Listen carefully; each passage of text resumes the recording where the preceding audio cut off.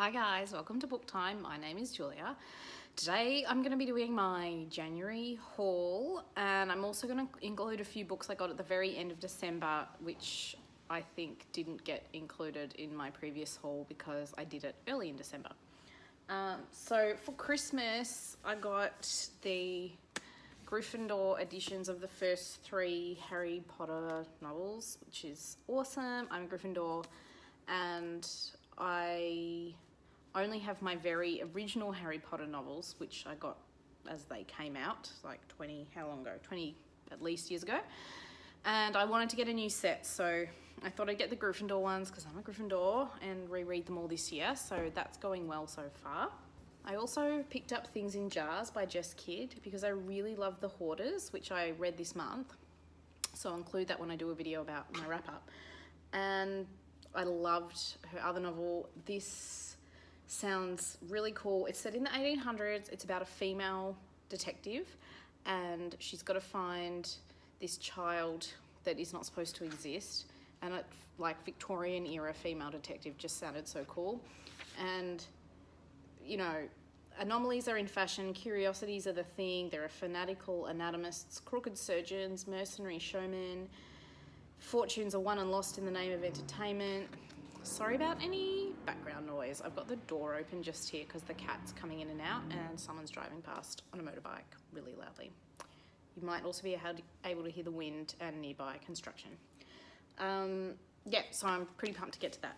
So the books I actually got in January, secondhand, recently I found a copy of Why Be Happy When You Could Be Normal by Jeanette Winterson from Vintage. I have never read Jeanette Winterson, can you believe it? I know, I'm a booktuber who's never read her, so I am really excited to get to this. This is her memoir.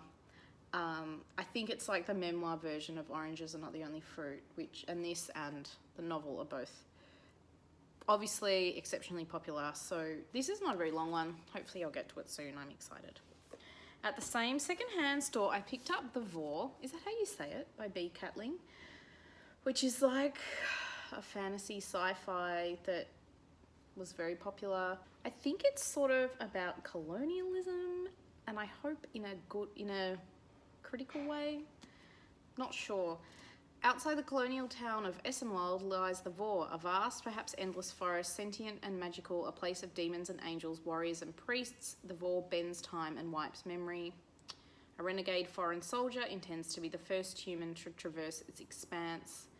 And I think they go on an adventure. They meet a tragically curious young girl and a cyclops raised by robots, historical figures, a proto-surrealist, Raymond Roussel, fact and fiction blend. Anyway, sounds interesting. It's a trilogy. So, and I've been meaning to read it for ages, but thought I saw it secondhand, buy it. If I don't like it, haven't lost much money, so that's good. Then new, I picked up a copy of Sand Talk by Tyson Yunker Porter. This is from Text Publishing, so this is an Australian one. This sounds really cool. I wanted to read it all of last year. It's sold really well here in Australia. So Tyson Yunker Porter is an Australian Aboriginal writer. He's a member of the Appalachian clan from Western Australia. And Sand Talk, as described on the back of the book, is Sand Talk honours the Aboriginal custom of drawing images on the ground to bring clarity to complexity. So I think this is a philosophy book. So the subtitle is How Indigenous Thinking Can Save the World. I'll just read the back because it articulates it well. We're accustomed to a certain way of thinking. We want the world to be simple, but we talk about it in complicated ways. Indigenous thinking is different. It knows the world is complex and finds deep ways to communicate this knowledge through pictures, carvings, stories. Tyson Yunker Porter uses Sand Talk, which I just mentioned, to ask what happens if we bring an Indigenous perspective to the big picture, to history, education, money, power. Can we in fact have concepts of sustainable life without Indigenous knowledge? So it sounds really fascinating. I'm hoping to get to it really soon, maybe after the book I'm reading at the moment. So I also picked up a hard copy of Wilding by Isabella Tree, which is through Picador. I am not going to talk about this much because this was in my top 10 books of 2019.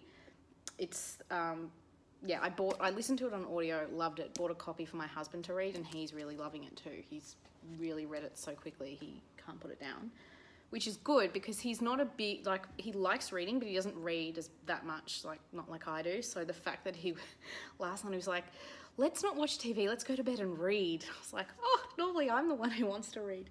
So that was really cool. It's the story of how she and her husband and a scientific advisory board basically repurpose their farmland to let nature take over it to increase biodiversity. I'll link the other videos I've talked about it before in below. Wow, that was a terrible explanation.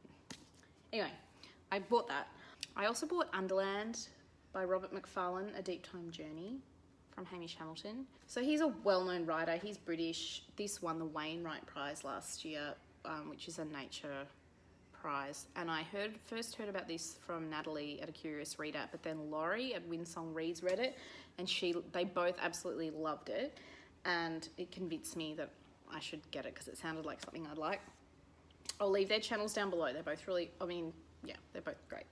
And this is basically, he just travels to different parts of the world and writes about what he encounters underneath the ground. So I think there's like caves, burial sites, all sorts of things. And he's a really good writer. I think he's quite lyrical and poetic.